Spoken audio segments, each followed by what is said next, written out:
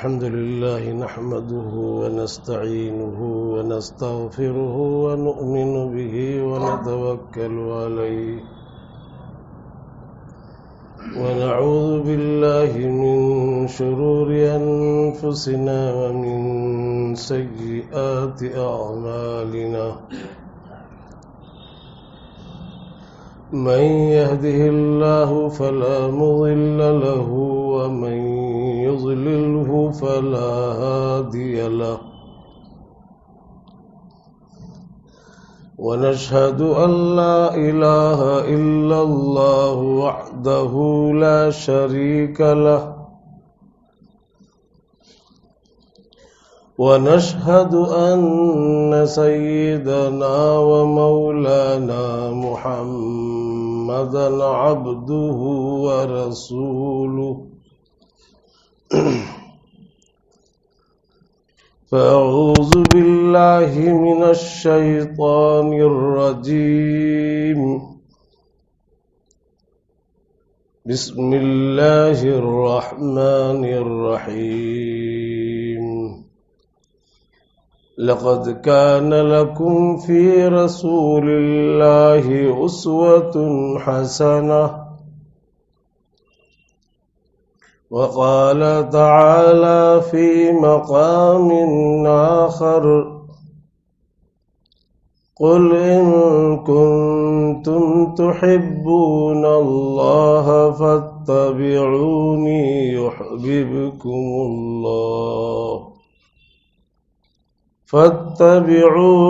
يحببكم الله ويغفر لكم ذنوبكم والله غفور رحيم عن أبي هريرة رضي الله تعالى عنه قال قال رسول الله صلى الله عليه وسلم كل أمة يدخلون الجنة إلا من أبى قيل ومن أبى يا رسول الله قال من أطاعني دخل الجنة ومن عصاني فقد أبى أو كما قال رسول الله صلی اللہ علیہ وسلم۔ محترم دوستوں اور بزرگوں، اللہ کا لاکھ لاکھ فضل و کرم ہے اور لاکھ لاکھ اللہ کا کرم ہے ہم سب پر کہ اللہ نے ہم کو بے شمار نعمتوں سے نوازا، اور اس میں سب سے بڑی نعمت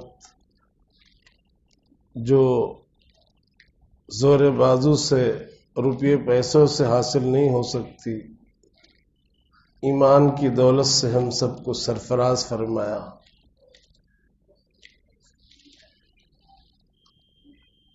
اس کی ہم جتنی بھی قدر کریں اتنی کم ہے۔ ایسی بے شمار نعمتیں ہیں ہم ان کو گن نہیں سکتے۔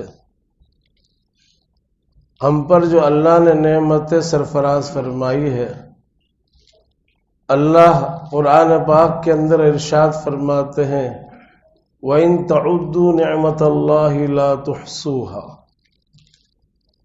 اگر تم اللہ کی نعمتوں کو گننا چاہو جو تمہارے اوپر نشاور ہے، تم نہیں گن سکتے۔ موسلادھار بارش کی طرح رات دن 24 گھنٹے اللہ کی نعمتیں ہمارے اوپر نشاور ہے، ہم کو مل رہی ہے اور ہم ان نعمتوں سے فائدہ اٹھا رہے ہیں۔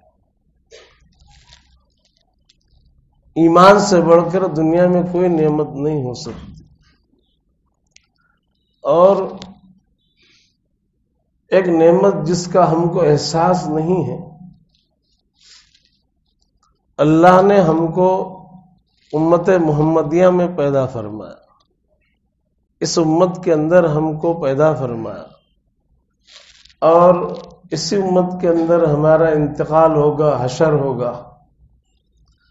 یہ محض اللہ کے فضل سے اللہ نے ہم کو یہ نعمت دی ہے. ہم نے اللہ کی بارگاہ میں کوئی مطالبہ نہیں کیا تھا کہ ہم کو اس امت میں پیدا کرنا. یہ تو اللہ نے اپنے فضل سے کرم سے ہماری پیدائش مقرر کی متعین کی. اس امت میں ہم پیدا ہوئے ہیں. حالانکہ ہم دیکھتے ہیں کتابوں کے اندر علامہ ابن جوزی رحمۃ اللہ علیہ نے ذکر فرمایا اپنی کتاب کے اندر کہ اس امت کا کیا مقام ہے، کیا قدر و قیمت ہے، اور اس نبی کا کیا مقام ہے. یہ سید الانبیاء، سید الرسل، اللہ کے بعد سب سے اونچا مقام، سب سے بڑا مقام نبی عربی محمد صلی اللہ علیہ وسلم کا ہے. آپ سے بڑھ کر اللہ کی مخلوق میں نہ کوئی نبی ہے نہ کوئی رسول ہے. سب سے افضل ترین ذات اللہ کے بعد آپ صلی اللہ علیہ وسلم کی. آدم علیہ السلام سے لے کر حضرت عیسیٰ علیہ السلام تک جتنے انبیاء رسول آئے سب سے افضل آپ کی ذات. انبیاء کے اندر اللہ تبارک و تعالیٰ نے بڑے بڑے درجے کے انبیاء بھی پیدا فرمائے. حضرت ابراہیم علیہ السلام کا ایک اپنا مقام، حضرت موسیٰ علیہ السلام. اللہ نے قرآن پاک کے اندر ان کو جلیل القدر نبی، اولو العزم نبی بدلایا. اللہ کے یہاں بہت اونچا مقام حضرت موسیٰ علیہ السلام کا. یہ نبی بھی ہے اور رسول بھی ہے. اولو العزم بدلایا. قرآن پاک کے اندر انبیاء میں سب سے زیادہ ذکر حضرت موسیٰ علیہ السلام کا. مستقل شریعت، دین، نبوت ان کو اللہ نے عطا فرمائی، رسالت عطا فرمائی. ان کے بعد سب سے آخر میں یعنی آپ صلی اللہ علیہ وسلم سے پہلے حضرت عیسیٰ علیہ السلام کو اللہ نے نبوت سے بھی سرفراز فرمایا اور رسالت سے بھی مستقل ان کو شریعت بھی عطا فرمائی. حضرت علامہ ابن جوزی رحمۃ اللہ علیہ نے فرمایا کہ اللہ نے حضرت موسیٰ علیہ السلام کو توریت عطا فرمائی. اللہ نے جتنے بھی پہلے انبیاء کو جو کتابیں دی، نبوت دی، وحی کے ذریعے سے ان کو آپ صلی اللہ علیہ وسلم کا مقام ان کو بتلایا. آپ کا مقام کیا ہے، اللہ کے نزدیک آپ کی تکریم کیا ہے، اس کے اندر ذکر فرمایا. جب حضرت موسیٰ علیہ السلام نے حضور اکرم صلی اللہ علیہ وسلم کا مقام دیکھا اور آپ کی امت کا مقام، امت کے مقام کا بھی ذکر اس کے اندر موجود ہے، تو اللہ سے درخواست کی کہ اے اللہ اتنے اونچے درجے کا نبی اور اس کی امت کا اتنا اونچا مقام، کاش تو مجھ کو محمد عربی صلی اللہ علیہ وسلم کی امت نے محشور کرتا. انہوں نے التجا کی، دعا کی، اللہ نے ان کی دعا قبول نہیں کی. وہ تو دنیا سے چلے گئے اپنی رسالت، اپنی نبوت کے ساتھ جو اللہ نے ان کی ذمہ داریاں دی تھی وہ سب کو پورا کر کے وہ دنیا سے رخصت ہوئے. لیکن جب حضرت عیسیٰ علیہ السلام دنیا میں تشریف لائے، اللہ نے ان کو مستقل نبوت، مستقل رسالت، کتاب، شریعت عطا فرمائی، اور اللہ کے نزدیک ان کا بھی بہت اونچا مقام. جس کو رسالت دی ہو اس کا کوئی معمولی مقام ہوگا، کتاب دی ہو، انجیل عطا فرمائی، مستقل کتاب، مستقل شریعت.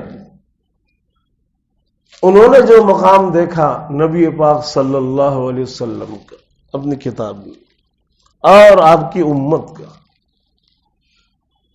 مقام دیکھنے کے بعد جب معلوم ہوا، اللہ سے دعا کی، التجا کی کہ اے اللہ تو مجھ کو محمد صلی اللہ علیہ وسلم کی امت میں محشور فرما. اتنا اونچا مقام اس نبی کا، اور ان کی امت کا اتنا اونچا مقام. میری خواہش ہے، میری درخواست ہے کہ مجھ کو ان کی امت میں محشور کرنا. اللہ نے ان کی درخواست قبول فرمائی. حالانکہ ان کی بعثت کو کافی زمانہ ہوا، لیکن اللہ قادر مطلق ہے، جو چاہے وہ کر سکتا ہے. اللہ نے اس طرح انتظام فرمایا کہ ان کو زندہ اٹھا لیا. قرآن میں خود موجود ہے، اللہ نے صراحت بیان فرمائی. یہ لوگ کہتے ہیں یہودی، ہم نے عیسیٰ علیہ السلام کو قتل کر دیا، یا ہم نے ان کو سولی پر چڑھا دیا. قرآن انکار کرتا ہے. قرآن میں صاف الفاظ موجود ہے، وما قتلوہ وما صلبوہ ولکن شبہ لہم. نہ انہوں نے قتل کیا اور نہ انہوں نے سولی دی، بلکہ ان کو ایک اشتباہ ہو گیا. ان کے ساتھیوں میں سے ایک ساتھی کی شکل عیسیٰ علیہ السلام جیسی ان کو معلوم ہوئی. انہوں نے کہا تو عیسیٰ ہے، کہا میں تمہارا ساتھی ہوں، عیسیٰ نہیں. انہوں نے اس کو پکڑ کے سولی دی. قرآن کہتا ہے وما قتلوہ وما صلبوہ ولکن شبہ لہم. انہوں نے قتل نہیں کیا اور نہ سولی دی. ان کو تو ایک مشابہت ہو گئی. عیسیٰ علیہ السلام جیسے ان کا ایک ساتھی نظر آیا، اس کو سولی دے دی اور کہنے لگے کہ ہم نے عیسیٰ کو سولی دی. بل رفعہ اللہ، اللہ فرماتے ہیں ان کو تو اٹھا لیا. اللہ نے اوپر آسمان پر اٹھا لیا، اور قیامت قائم ہونے سے پہلے حضرت عیسیٰ علیہ السلام کو اللہ تبارک و تعالی زمین پر بھیجیں گے، اور شریعت محمدیہ کے مطابق پورے دنیا کے اوپر، پورے عالم کے اوپر وہ قانون نافذ کریں گے. قرآن کے مطابق وہ عمل کرائیں گے اور عمل کریں گے شریعت محمدیہ کے مطابق. اور اس کے بعد ان کا ایک زمانے کے بعد ان کا انتقال ہوگا، اور وہ امت محمدیہ میں محشور ہو کر دنیا سے جائیں گے. اللہ نے ان کی دعا قبول فرما. اتنے بڑے درجے کے نبی، رسول، اتنا اونچا مقام ان کا اللہ کا. انہوں نے درخواست کی، اللہ نے ان کی درخواست قبول فرمائی، اور تشریف لائیں گے وہ جب بھی ان کا وقت ہوگا آنے کا. آج اللہ نے ہم کو بغیر مانگے دولت دی، اس امت نے پیدا فرمایا، لیکن ہم سے ناقدری ہو رہی. اس امت میں پیدا ہونے کے بعد ہم نے کیا کرنا چاہیے تھا؟ اس نبی کے اتباع کے بارے میں، شریعت کے بارے میں، قرآن کے بارے میں ہمارا کیا معاملہ ہونا چاہیے تھا؟ ہماری زندگی کیسی گزرنا چاہیے تھی؟ ہم نے کیسے زندگی گزارنا تھا؟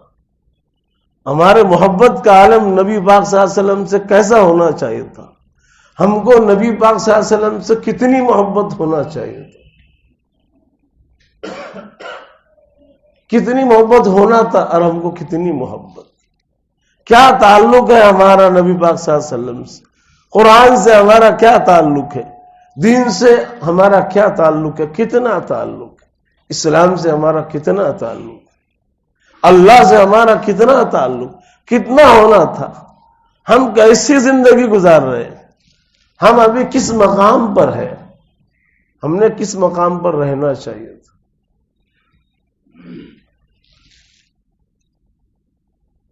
آپ صلی اللہ علیہ وسلم کے ساتھ ایک مرتبہ حضرت عمر رضی اللہ عنہ ساتھ میں چل رہے تھے، ہاتھ میں ہاتھ ایسے پکڑے ہوئے چل رہے تھے. حضرت عمر نے کہا میں دل کی بات کہتا ہوں آپ سے، مجھ کو آپ سے بہت محبت ہے.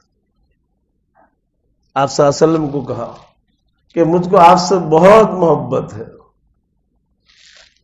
آپ صلی اللہ علیہ وسلم نے پوچھا کتنی محبت؟ کہا کہ مجھ کو اتنی محبت ہے، میرے بیوی بچوں سے زیادہ، میرے مال دولت سے زیادہ، سب چیزوں سے زیادہ آپ کی محبت میرے دل میں. ہاں لیکن میری ذات سے زیادہ محبت نہیں. دنیا کی چیزوں سے، مال دولت سے، بیوی بچوں سے، دوسرے سب رشتہ داروں سے سب سے زیادہ آپ سے محبت۔ آپ صلی اللہ علیہ وسلم فرمایا اے عمر تب تو تم کامل مومن نہیں ہو۔ اگر بات ایسی ہے جیسے آپ کہہ رہے ہیں تو آپ کامل مومن نہیں ہو، کامل مومن نہیں ہو سکتے جب تک کہ میری محبت آپ کی ذات سے بھی زیادہ آپ کو نہ ہو، تب تک کہ آپ کامل مومن نہیں ہو سکتے۔ حضرت عمر رضی اللہ تعالیٰ عنہ سہم گئے، تھوڑی دیر کے بعد پوری اپنے دل و دماغ اور پوری قوت کے ساتھ اس ارادے میں تبدیلی کی اور مکمل طریقے پر آپ کی محبت کا عزم کیا کہ اپنے ذات سے بھی زیادہ آپ کی محبت میرے دل میں پیدا ہو جائے۔ پیدا کیا، کچھ دیر کے بعد کہا کہ اب میرے دل میں آپ کی محبت میرے ذات سے بھی زیادہ ہے۔ تب آپ صلی اللہ علیہ وسلم فرمایا اے عمر اب تم کامل مومن ہو، لا یؤمن احدکم حتی اکون احب الیہ من والدہ ومن ولدہ والناس اجمعین۔ آپ صلی اللہ علیہ وسلم فرمایا تم میں سے کوئی کامل مومن نہیں ہو سکتا اس وقت تک جب تک کہ اس کے دل میں میری محبت اپنی ذات سے، اپنی اولاد، ماں باپ، ہر چیز سے، تمام لوگوں سے زیادہ، ہر دنیا کی ہر چیز سے زیادہ جب تک کہ اس کے دل میں میری محبت نہیں ہوگی وہ کامل مومن نہیں ہو سکتا، وہ کامل مومن نہیں ہو سکتا۔ آج ہمارے دل میں دنیا کی چیزوں کی محبت ہے، بچوں کی محبت، بیوی کی محبت، مال کی محبت، سب چیزوں کی محبت، خوب محبت، لیکن ہم دینی اعتبار سے جائزہ لیں، نبی کی محبت، قرآن کی محبت، اللہ کی محبت، اسلام کی محبت، دیکھیں ہم جائزہ لیں کتنی ہے، ہمارا کیا معاملہ ہونا چاہیے تھا نبی کے ساتھ۔ آج ہم ایمان والے ہیں، مسلمان ہیں، اللہ نے ہم کو ایمان والے گھرانوں میں پیدا کیا، ہم مسجدوں میں آتے جاتے ہیں، لیکن اگر ہم جائزہ لیں اپنے اندر کا ہم جائزہ لیں، اپنا حساب کریں تو آج ہماری کیا پوزیشن ہے، ہماری کیا پوزیشن ہے، ہم کیا عمل کر رہے ہیں، ہم نبی سے ہم کتنی محبت کر رہے ہیں، نبی کی سنتوں سے کتنی محبت کر رہے ہیں، نبی کی سنتوں کے کتنے جنازے نکال رہے ہیں، کتنی سنتوں کو قصدن چھوڑ رہے ہیں، نبی کی سنت کو حقیر سمجھ رہے ہیں، رسول اللہ صلی اللہ علیہ وسلم کی سنت اور حقیر سمجھے مسلمان، کیا ہے بھائی سنت ہے، کوئی ضروری نہیں۔ اگر حقارت آ گئی دل میں نبی کی سنت کی کسی مسلمان کے دل میں تو آپ ذرا اس پر غور فرمائیں۔ نبی کی سنت کی تحقیر اگر کسی کے دل میں آ جائے کچھ سیکنڈ کے لیے بھی، اس شخص کا کیا مقام ہے، کیا حال ہے، ہم پوچھے علماء کرام سے، ہم شریعت کی روشنی میں معلوم کریں اس کا حکم، سنت، فرض، فرائض، واجبات، سنن، یہ دین کی اور چیزیں، ان کی کتنی اہمیت ہے۔ قاضی ثناء اللہ پانی پتی رحمۃ اللہ علیہ جو تفسیر مظہری کے مصنف ہے، بہت اونچا مقام ہے ان کا، بہت بڑے عالم جلیل ہمارے ہندوستان کے، قاضی ثناء اللہ پانی پتی رحمۃ اللہ علیہ، ان کی کتابیں درس میں پڑھائی جاتی، درس نظامی۔ تو انہوں نے لکھا ایک مسئلہ کہ ایک مسلمان نے ناخن کاٹا اور یہ کہا کہ ناخن کاٹنا سنت ہے، کیا کہا بھائی یہ سنت عمل ہے، ناخن کاٹنا سنت، نبی کی سنت۔ دوسرے مسلمان نے کہا سنت ہے تو میرے کیا کام کی، ایسا کہنے والا آدمی کہ سنت ہے تو میرے کیا کام کی، کافر ہو جائے گا، اسلام سے نکل جائے گا، مرتد ہو جائے گا۔ کیوں؟ اس لیے کہ اس نے سنت کی توہین کی۔ سنت کی توہین کرنے والا اسلام میں رہ نہیں سکتا، اسلام میں جگہ نہیں ہے اس کو۔ جس نے نبی کی ادنا سی سنت کی، حالانکہ ناخن کاٹنا لوگ کیا سمجھتے، اس کو کوئی اہم کام ہم بھی نہیں سمجھتے، لیکن نبی کی سنت اگر اس کو حقیر سمجھ کر اس طرح اگر کسی کی زبان سے جملہ اگر نکلا تو سنت ہے تو میرے کیا کام کی، وہ اسلام سے نکل جائے گا اور مرتد ہو جائے گا۔ اس کا چاہے وہ سمجھے کہ میں اسلام میں ہوں، میں مسلمان ہوں، لیکن اسلام سے نکل جائے گا۔ عبد الغفار طوسی رحمۃ اللہ علیہ ایک بہت بڑے بزرگ گزرے۔ ایک مرتبہ ان کے بیٹے نے سنت کی مخالفت ڈائریکٹ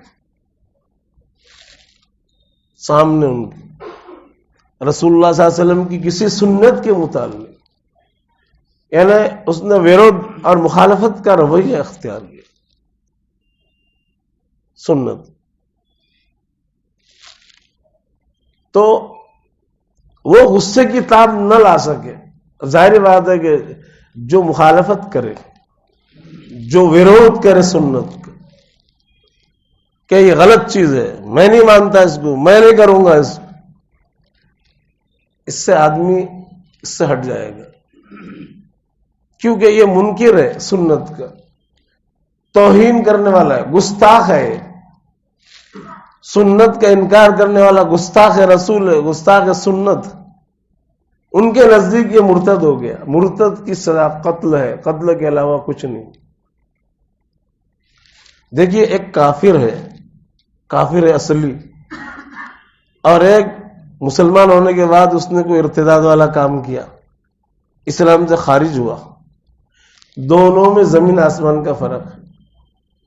اگر اسلامی حکومت ہو تو کافر اصلی آدمی اگر کہے کہ بھائی مجھ کو اس ملک میں رہنے دو ذمہ بن کر، اس کو برداشت کر سکتا ہے کہ اسلامی حکومت اس کو برداشت کر سکتی کہ ذمہ بن کر تو رہ سکتا ہے، تیرے مذہب کے اوپر پوجا پاٹ تو کر سکتا ہے اپنے مذہب کے مطابق، لیکن ہمارے حکومت کے ماتحت ذمہ جو اس کو بولتے ذمہ بن کر رہ سکتا ہے، اس کو برداشت کر سکتا ہے اسلامی حکومت۔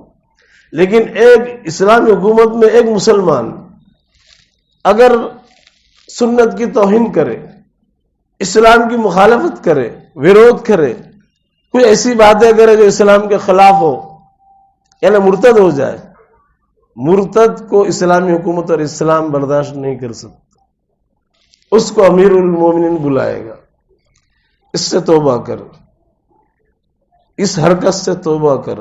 توبہ اگر کرتا ہے تو ٹھیک ہے، اس کو ملک میں رہنے دیا جائے گا زندہ، لیکن اگر وہ توبہ نہیں کرتا ہے اس ارتداد سے، اس حرکت سے، اس کو قتل کیا جائے گا۔ اس کافر اصلی کو تو زندہ رکھا جا سکتا ہے کیونکہ وہ کافر ہے، آدمی نے کل ایمان لا سکتا ہے، اور اس نے تو اسلام کو سمجھا نہیں ہے ابھی۔ اس مسلمان نے اسلام کو سمجھا، ایمان پر ایک وقت تک رہا، اور پھر یہ توہین کر رہا ہے اسلام کے ایک امر کی، سنت کی۔ بہت بڑا امر ہے سنت، کوئی معمولی چیز نہیں ہے۔ عبد الغفار طوسی رحمۃ اللہ علیہ نے فوراً تلوار نکالی اور اس کی گردن اڑا دی، توہین سنت کی وجہ سے۔ توہین سنت کا جرم کوئی معمولی جرم نہیں۔ آج ہم توہین سنت نہیں، ہم فرائض کی توہین کر رہے، واجبات کی توہین کر رہے، اسلام کی، اسلامی امور کی توہین مسلمانوں سے ہو رہی۔ آج بہت سارے جرائم کے مرتکب ہم لوگ، ہم نے جائزہ لینا چاہیے۔ قرآن کے ساتھ ہمارا کیا معاملہ ہونا، احکام پر ہمارا کتنا عمل ہونا، اسلام پر ہم نے کتنا جمنا، ہم نے جائزہ لینا اور اپنی زندگی کو بنانا، اس کی فکریں کرنا، یہ فکروں کی چیز ہے۔ حضرت امام ابو یوسف رحمۃ اللہ علیہ بہت بڑے امام ہیں ہمارے، امام ابو حنیفہ رحمۃ اللہ علیہ کے شاگرد، درس دے رہے تھے حدیث کا، کان رسول اللہ صلی اللہ علیہ وسلم یحب الدباء، حضور اکرم صلی اللہ علیہ وسلم دبا سے محبت کر، دبا بولتے لوکی کو، کھانے کی آتی ہے نا، کھانے میں جو ہم کھاتے لوکی، دودھی، آپ صلی اللہ علیہ وسلم کو دودھی بہت پسند تھی، لوکی بہت پسند تھی۔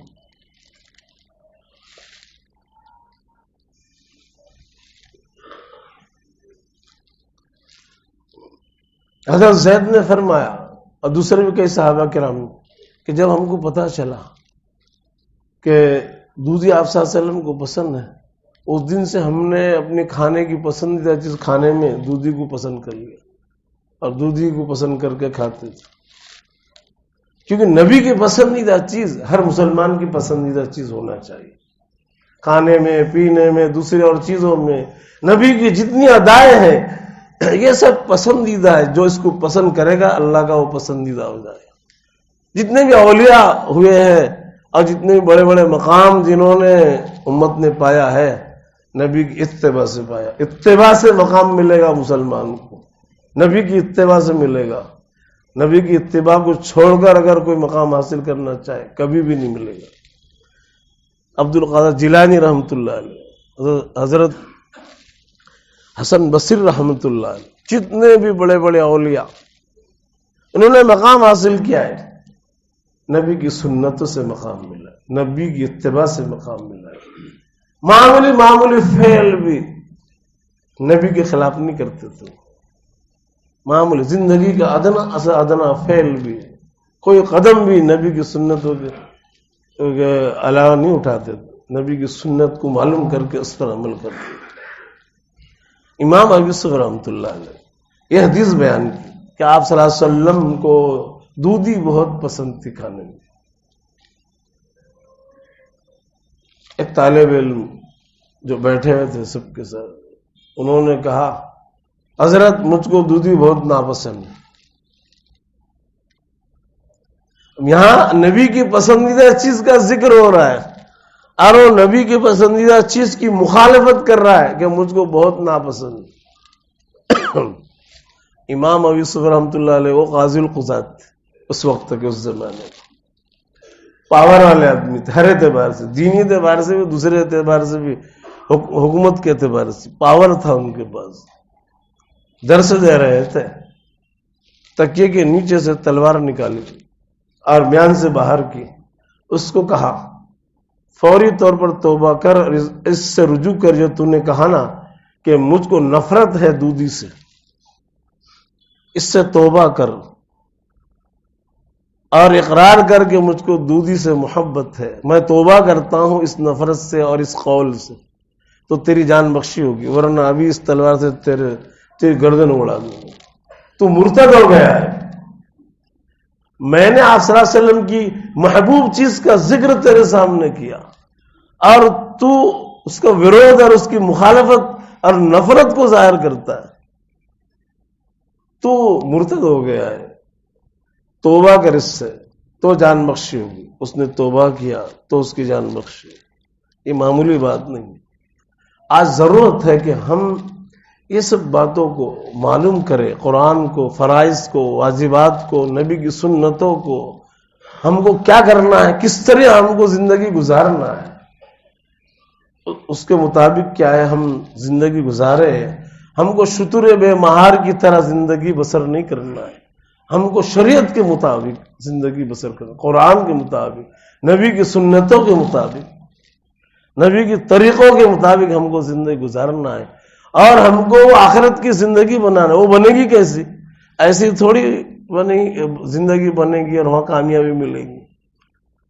ہم اللہ کے حکم کے مطابق 100% اتریں گے تو وہاں پر ہم کو سب انعامات ملیں گے، جنت ملے گی، مقام ملے گا، ورنہ کیا ہے بہت پریشانی ہوگی اور سب کوئی راستہ نہیں ہوگا۔ بس ابھی ہم کو موقع ہے، جتنے موقع کو ہم غنیمت سمجھ لیں اور ہم اس کو بنا لیں۔